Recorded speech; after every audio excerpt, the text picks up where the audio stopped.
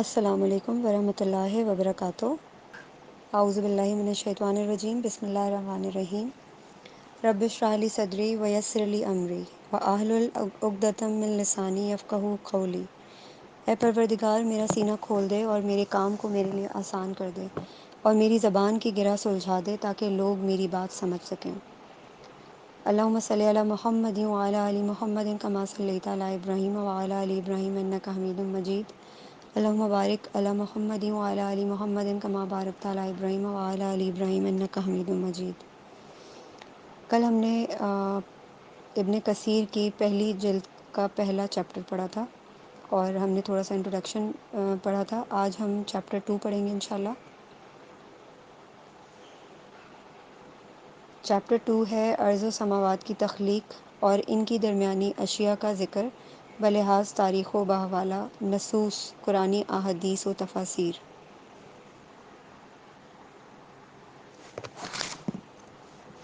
اللہ تعالیٰ نے فرمایا، الحمد للہ الذی خلق السماوات والارض وجعل الظلمات والنور ثم الذین کفروا بربہم یعدلون۔ اللہ تعالیٰ نے یہ بھی ارشاد فرمایا، خلق السماوات والارض وما بینہما فی ستۃ ایام۔ ان آیات قرآنی کی تفسیر میں مفسرین نے باہم اختلافی آراء پائی جاتی ہیں، یعنی اس بارے میں کہ آیا ان 6 دنوں کی مقدار کیا ہے، لیکن جمہور نے ان آیات قرآنی کو اس طرح تسلیم کیا ہے جس طرح وہ نازل ہوئی ہیں، اور ان 6 دنوں کو بھی وہی دن سمجھا جو ہماری اس دنیا میں ہوتے ہیں۔ لیکن ابن عباس، مجاہد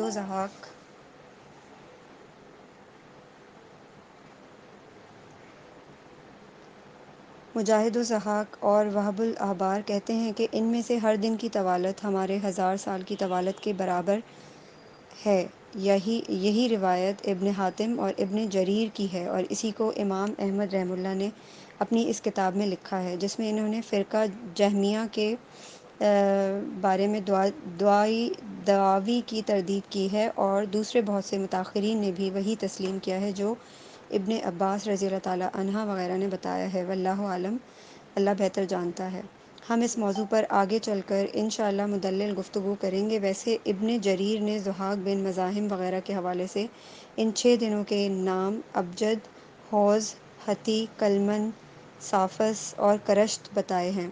ابن جریر نے ان 6 ایام کے ابتدائی 3 دنوں کے بارے میں 3 اقوال پیش کیے ہیں، اور محمد بن اسحاق کے حوالے سے بیان کیا ہے کہ اہل توریت کے بقول سب سے پہلے اللہ تعالیٰ نے تخلیق کی ابتدا یوم الاحد یعنی اتوار سے کی، لیکن اہل الانجیل نصرانی کے بقول ابتدائے تخلیق اللہ تعالیٰ نے پیر کے روز سے کی، اور ہم مسلمان، جیسا کہ ہمیں حضرت صلی اللہ علیہ وآلہ وسلم کے ارشاد گرامی سے معلوم ہوا، تخلیق کائنات کی ابتدا سینچر کے دن سے بتاتے ہیں۔ یہی قول ابن اسحاق نے متعدد مسلم فقہاء و علماء دین کے حوالے سے پیش کیا ہے۔ سینچر آئی تھنک منڈے کو کہتے ہیں، جن میں شافعی لوگ بھی شامل ہیں۔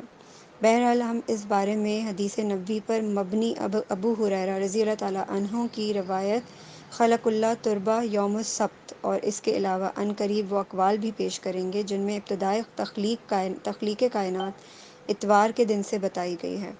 یعنی یوم الاحد۔ ان اقوال کے راویوں میں ابن جریر ہیں، جنہوں نے یہ قوال السادہ اور ابی مالک کے حوالے سے پیش کیے ہیں۔ ان 2 حضرات کے علاوہ ابن جریر نے ابی صالح ابن عباس، مرہ ابن مسعود اور صحابہ کرام رضی اللہ تعالیٰ عنہ کی ایک جماعت کے حوالے دیے ہیں۔ نیز انہوں نے ان میں عبداللہ ابن سلام رضی اللہ تعالیٰ عنہ کی روایت کو بھی شامل کیا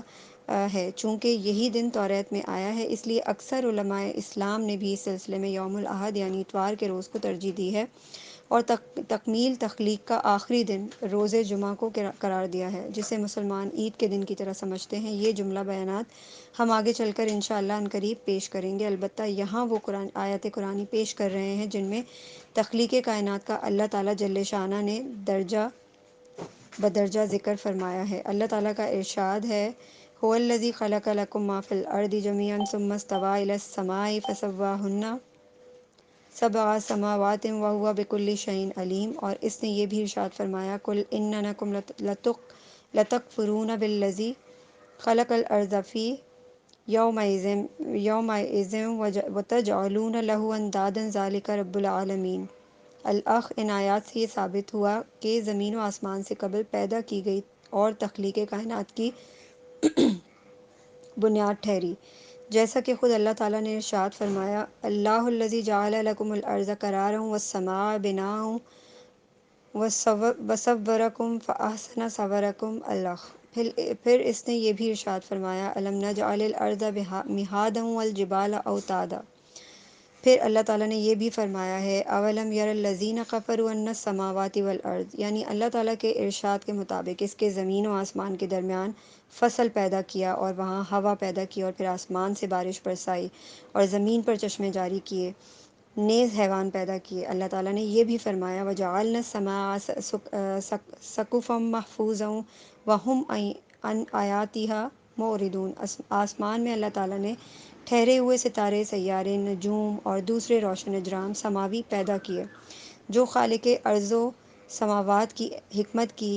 بین دلیل ہیں، جیسا کہ اس نے خود ارشاد فرمایا، وَكَأَيٍّ مِّنْ آیَةٍ فِي السَّمَاوَاتِ وَالْأَرْضِ يَمُرُّونَ عَلَيْهَا وَهُمْ عَنْهَا مُعْرِضُونَ وَمَا يُؤْمِنُ أَكْثَرُهُم باللہ الا وہم مشرکون۔ پھر اس کے علاوہ یہ بھی اللہ تعالیٰ ہی کا ارشاد ہے، انتم اشد خلقا ام السماء بناها رفع سمکها۔ چنانچہ بعض لوگوں نے ان آیات ربانی کے مطابق یہ فیصلہ کیا کہ آسمانوں کی تخلیق زمین کی تخلیق سے قبل ہوئی، گویا متقدمین نے اس بارے میں جو کچھ کہا وہ مندرجہ بالا دونوں آیات کی صریحی تردید کے علاوہ اس بات کا بھی صاف اظہار ہے کہ انہوں نے پہلی آیات شریفہ کے علاوہ اس آیا قرآنی کا مفہوم بھی نہیں سمجھا۔ بایں ہمہ کہ یہ آیت صریحاً اس بات کی متقاضی ہے کہ ابتدا میں وحی عرضی اور اس سے اخراج آب کو، جو آج بھی ہمیں صاف نظر آتا ہے، سمجھا جائے، اور یہ سب پہلے تخلیق عرضی اور اس کے بعد تخلیق و سماوات کا بین ثبوت ہے، اور زمین کی یہ اقدار پہلے ہی سے بالکا ہے، جیسا کہ خود اللہ تعالیٰ نے ارشاد فرمایا، وَبَارَكَ فِيهَا وَقَدَّرَ فِيهَا أَقْوَاتَهَا، یعنی پہلے زراعت، چشموں اور دریاؤں کی جگہوں کی تشکیل ہوئی اور پھر اسی کے بعد عالم کی سفلی و علوی اشکال کی تخلیق ظہور پذیر ہوئی، جبکہ خود وہی الارض اور اس سے خارج ہونے والی چیزوں یعنی غذائی اشیاء اسمار وغیرہ اور اجرائے عیون و بہار کو حیت مل چکی تھی، جو نہت الزرع والا ثمار اور زمین سے اخراج آب مرعی اور ارسائے جبال اور زمین کے بارے میں جتنی دوسری چیزوں کا ذکر قرآن میں آیا ہے، مثلاً والارض بعد ذالک دہاہا اخرج منہا ماءہا ومرعاہا، اس سے صاف ظاہر ہے۔ اب اس آیا شریفہ پر پھر ایک بار غور کیجئے، والسماء بنیناہا بِأَیْدٍ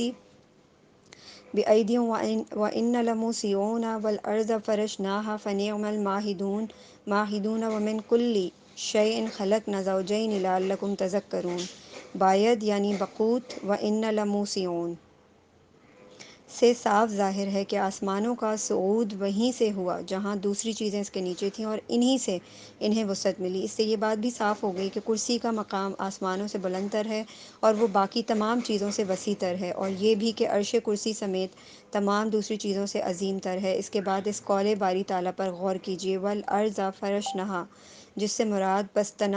بستناہا ہے، اور جعلناہا مہادا، یعنی ایک ساکن چیز، غیر مضطرب، جو تمہارے معدہ کی طرح نہیں ہے، اور قول رب العالمین فنعم الماہدون ہے۔ یہاں ہر جگہ حرف واو سے ترتیب وقوع نہیں ہے، بلکہ اسے لغت عربی کے مطابق مطلق خبریں مراد ہے، اللہ بہتر جانتا ہے۔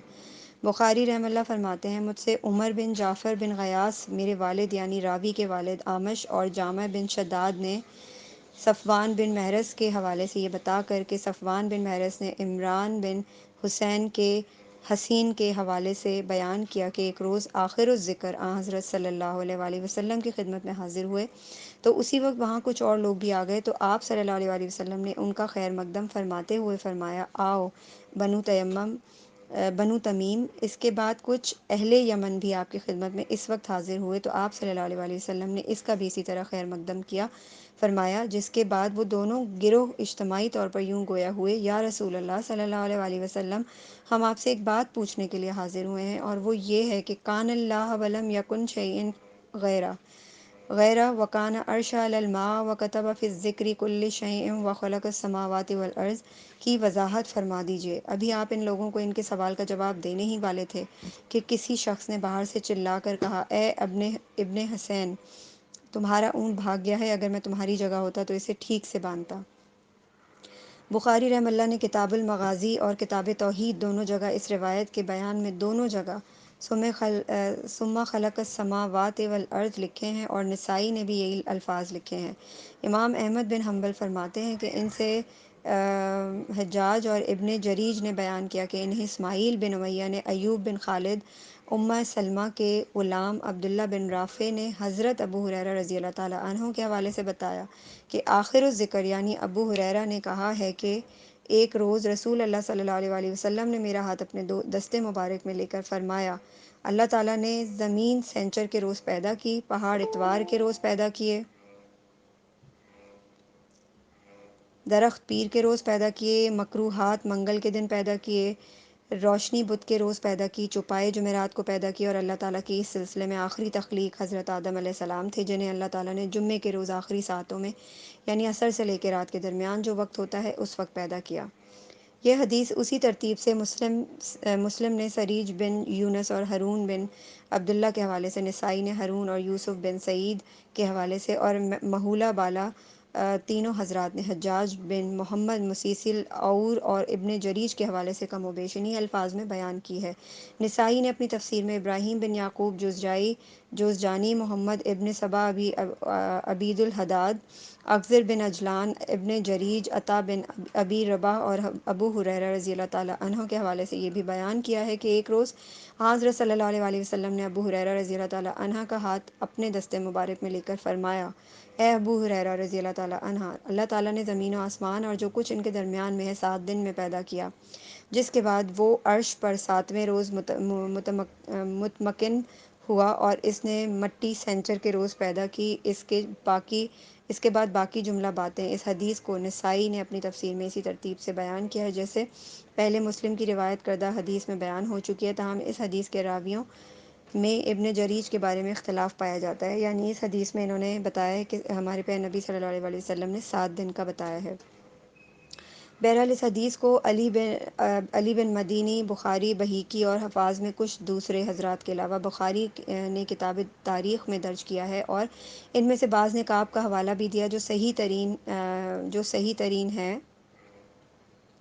کیونکہ کعب احبار اور ابو ہریرہ رضی اللہ تعالیٰ عنہ دونوں عموماً ساتھ ساتھ حضرت صلی اللہ علیہ وآلہ وسلم کی خدمت میں حاضر رہتے تھے، چنانچہ جو حدیث ابو ہریرہ رضی اللہ تعالیٰ عنہ نے بیان کی وہ یقیناً کعب احبار نے بھی سنی ہوگی، اس لیے کعب احبار کا حوالہ اس کی یقینی صحت پر دلالت کرتا ہے، اور اگر کعب نے ابو ہریرہ رضی اللہ تعالیٰ عنہ سے یہ حدیث سنی ہوگی تو انہوں نے یقیناً اس کی تصدیق حضرت صلی اللہ علیہ وآلہ وسلم سے ضرور کی ہوگی، لیکن اگر کعب نے اسے ابو ہریرہ رضی اللہ تعالیٰ عنہ کی تحریروں سے نقل کیا ہے تو ابو ہریرہ رضی اللہ تعالیٰ عنہ کے الفاظ کہ حضرت صلی اللہ علیہ وآلہ وسلم نے ان کا ہاتھ اپنے دستے مبارک میں لے کر فرمایا، یہ ایک عجیب بات ہے، اس لیے اس حدیث کو احادیث مرفوع میں بھی شامل کیا جا سکتا ہے۔ اس کے علاوہ اس حدیث کے پورے متن میں شدید غرابت پائی جاتی ہے، کیونکہ اس میں تخلیق کائنات کے ساتھ ساتھ دن کا ذکر بھی ہے، جو صریحاً اس آیہ قرآنی سے متضاد ہے، جس میں ذکر کیا گیا ہے کہ زمین 4 دن میں پیدا کی گئی، پھر آسمان 2 دن میں پیدا کیے گئے، اور وہ آسمان دھوئیں سے پیدا کیے گئے جو پانی کے بخارات ہی ہو سکتے تھے، جو پانی کے اضطراب سے پیدا ہوتے ہیں، اور باقی کا یہ اضطراب یقیناً اللہ تعالیٰ کی قدرت بالغہ کے ذریعے زمین کی حدت سے پیدا ہوگا، جیسا کہ اسماعیل بن عبد الرحمن السعدی الکبیر نے ابی مالک، ابی صالح ابن عباس، مرہ ہمدانی، ابن مسعود اور دیگر صحابہ کرام رضی اللہ تعالیٰ عنہ کے حوالے سے ذکر کیا ہے، اور ضمناً آیات قرآنی هو الذی خلق لکم ما فی الارض جمیعا ثم استوی الی السماء فسواہن 7 سماوات کا حوالہ دیتے ہوئے تشریحاً بتایا ہے کہ حوت مچھلی پانی میں ہوتی ہے، اور پانی صفات پر، اور صفات ملک کی پشت پر، اور ملک چٹانوں پر، اور چٹانیں منجمد ہوا پر تھے، اور صحرا چٹان کے بارے میں کہا گیا ہے کہ وہ آسمانوں کے ساتھ لپیٹی گئی تھی نہ کہ زمین کے ساتھ، پس جب حوت مچھلی حرکت میں آئی اور زمین متحرک ہوئی تو اسے پہاڑوں سے روکا گیا، جس کے بعد وہ ٹھہر گئی۔ اللہ تعالیٰ نے پہاڑوں اور ان میں جو منافع بخش اشیاء ہیں ان سب کو منگل کے روز پیدا کیا، پھر اس نے بدھ کے دن پانی، مدائن، آبادیاں، خرابے وغیرہ پیدا کیے، پھر اس نے آسمانوں کو جو ایک ساتھ جڑے ہوئے تھے الگ الگ کر کے 7 آسمان جو جمعرات اور جمعے کو بنائے گئے روز جمعہ کی وجہ تسمیہ یہ ہے کہ اس روز زمین و آسمان کی تمام مخلوقات ایک جگہ جمع ہوئیں اور انہیں ان کے جملہ امور تفویض کیے گئے۔ اس کے راوی نے مذکورہ حوالوں سے بیان کیا کہ آسمانوں کے ساتھ ہی ملائکہ بحور جبال جو یخ تھے پیدا کیے۔ اس کے بعد راوی کہتا ہے کہ ان کے علاوہ باقی تخلیقات عالم کا اسے علم نہیں اور انہیں خدا ہی بہتر جانتا ہے۔ البتہ اللہ تعالیٰ نے آسمانوں کو کواکب سے مزین کرنے کے علاوہ ان کے ذریعے شیاطین کی راہ مسدود کی، اور جب اللہ تعالیٰ اس حد تک تخلیق عالم سے فارغ ہوئے تو عرش پر متمکن ہوا۔ یہ تمام باتیں جنہیں الصدی نے اسناد کے ساتھ بیان کیا ہے، ان میں بہت عجیب و غریب باتیں شامل ہیں جو اسرائیلی تذکروں سے لی گئی ہیں۔